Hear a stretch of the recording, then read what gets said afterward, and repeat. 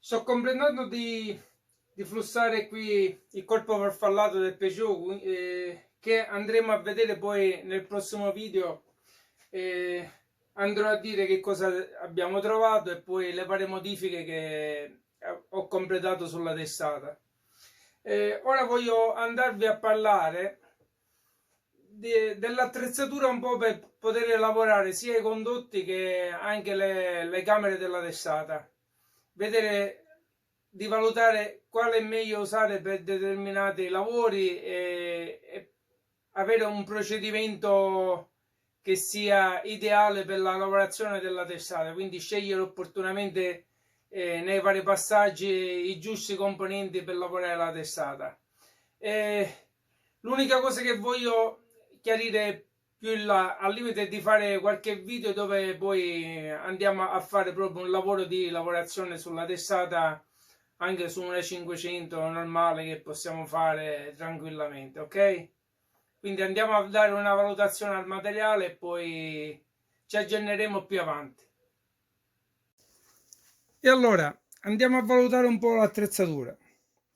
Come vedete c'è un'ampia scelta come prodotti e ancora ce n'è che possono servire come accessori, quindi non mancano mai alcune cose che dobbiamo a volte costruirci anche noi. Come in questo caso mi sono autocreato pure queste piccole frese per avere una certa geometria come utilizzo, utilizzando anche facendo delle piccole frese per scopi un po' diversi dagli altri, comunque con dei prolungamenti che a volte ci bisognano.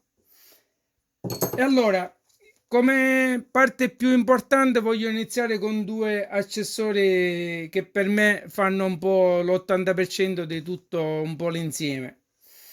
E quello che io vado a utilizzare sempre bene è il classico trapano a doppia velocità con un variatore di giri al limite, anche se in questo caso qui non funziona e io mi sono autocostruito un variatore di giri proprio perché bisogna utilizzare dei bassi giri a volte sulla lavorazione. E anche se è un po' pesantuccio, mi viene meglio con la doppia impugnatura così da poter lavorare su determinati posti sul condotto e altre lavorazioni, proprio perché vado a utilizzare sempre la classica asticina con la tela attorcigliata, che per me è quella che funziona la migliore di tutti. E basta crearsene diverse lunghezze proprio per apportare e dare la giusta forza anche nella lavorazione. E questo per andare a lavorare su determinate pareti dove c'è del materiale del bronzo o altre cose, perché se vedete da vicino, se andiamo a lavorare l'alluminio, si impasticcia tutto sulla grana della mola, proprio perché superfici rigide per poter lavorare i condotti non vanno bene.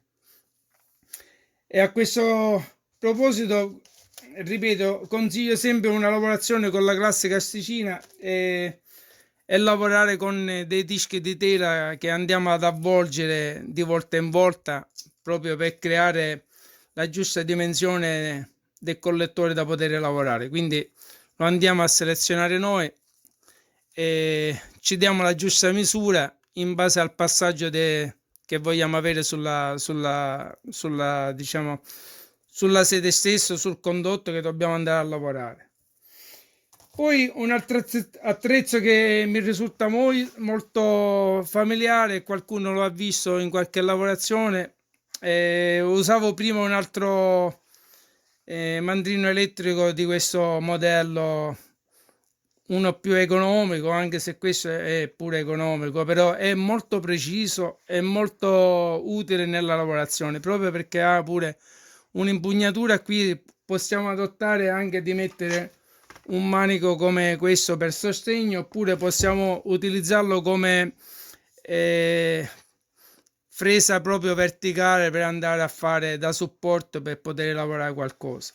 Io lo uso questo proprio perché ha un variatore di giri e mi ci trovo abbastanza bene, proprio perché è veloce anche nel cambiamento dei dischi da poter cambiare, non c'è bisogno di andarla a bloccare troppo eccessivo, quindi andiamo a togliere questo per poter cambiare con uno di tela e poter lavorare.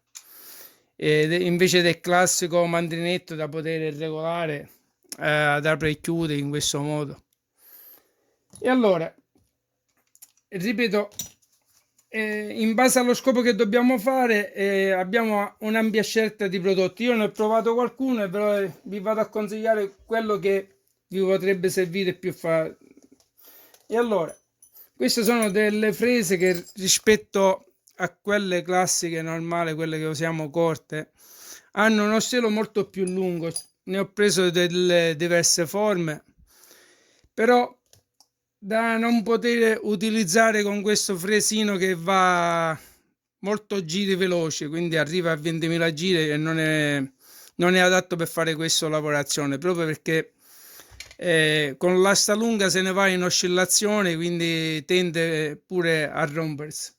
L'ho provato già a bassissime giri, non si può utilizzare. Io lo vado a utilizzare bene con il trapano, quindi vi consiglio di poterlo utilizzare con il trapano e lavorare proprio in base alla sagoma della fresa che andiamo a scegliere, alcuni punti proprio sulla camera o sul condotto, o come ho fatto io ho abbassato la sede, cioè la guida valvola. Con questo mi sono trovato bene.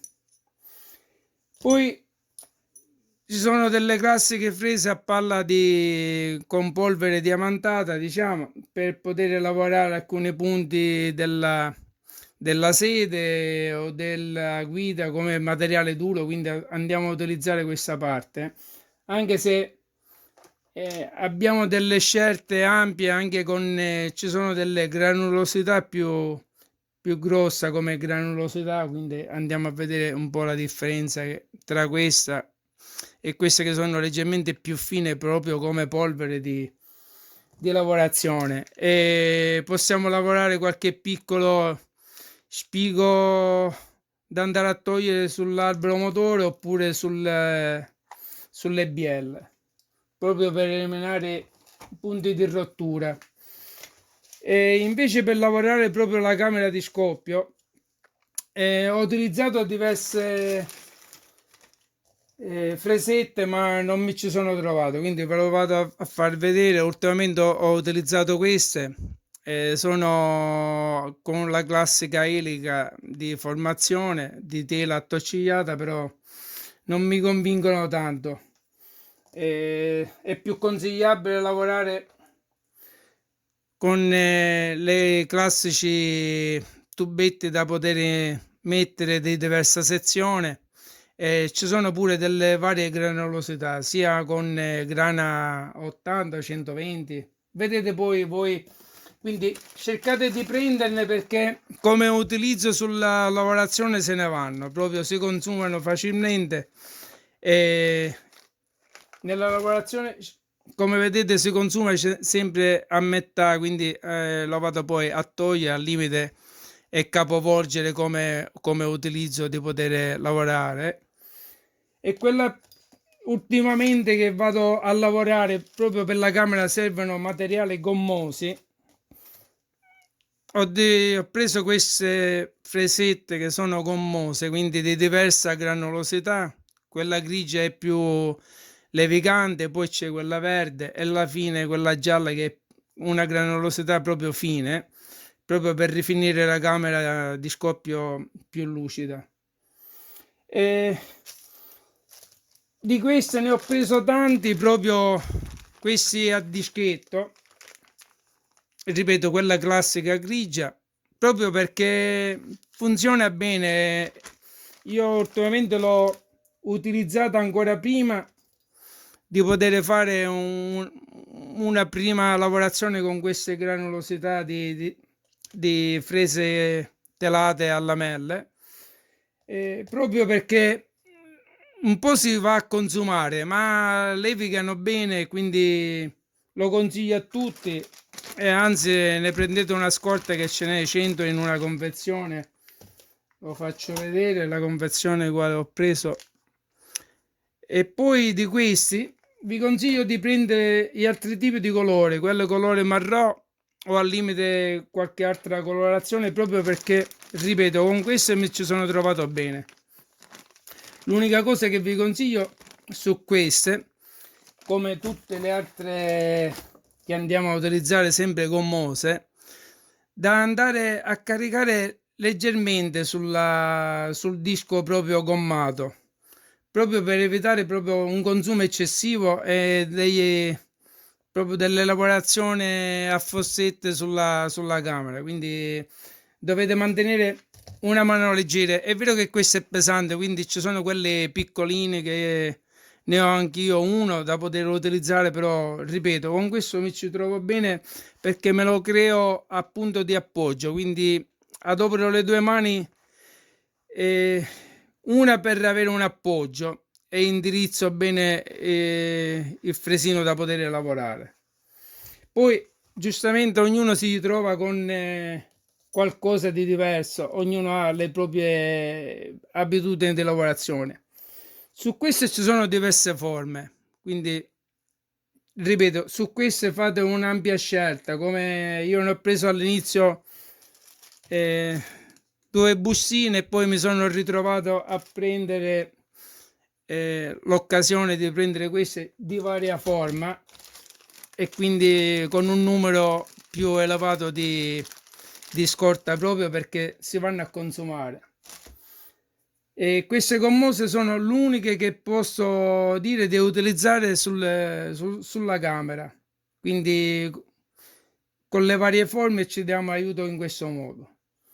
E ultimamente anche questa gommata l'ho utilizzata per andare a lucidare proprio la sede come passaggio, per l'unico punto da poter andare a lucidare che io non faccio mai sul condotto è la parte della sede, sia all'entrata che un po' anche all'uscita.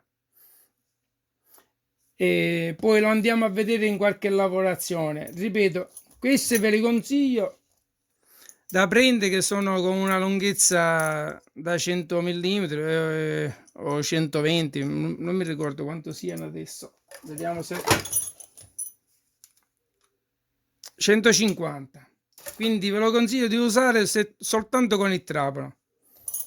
Le ho trovato molto utili e anche a lavorare in alcuni posti dove non si può arrivare, ripeto, sempre a basse velocità.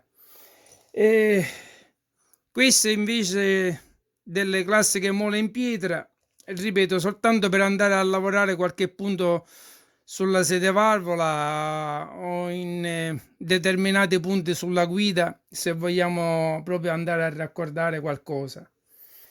E un'altra serie di frese invece da poter utilizzare, che io ne ho preso due scatoline, proprio perché poi a lungo andare, secondo se andate a lavorare qualcosa di duro, si va a consumare un po' il taglio. Però ripeto, ce n'è 10 di diverse forme e si possono utilizzare tranquillamente in qualsiasi materiale.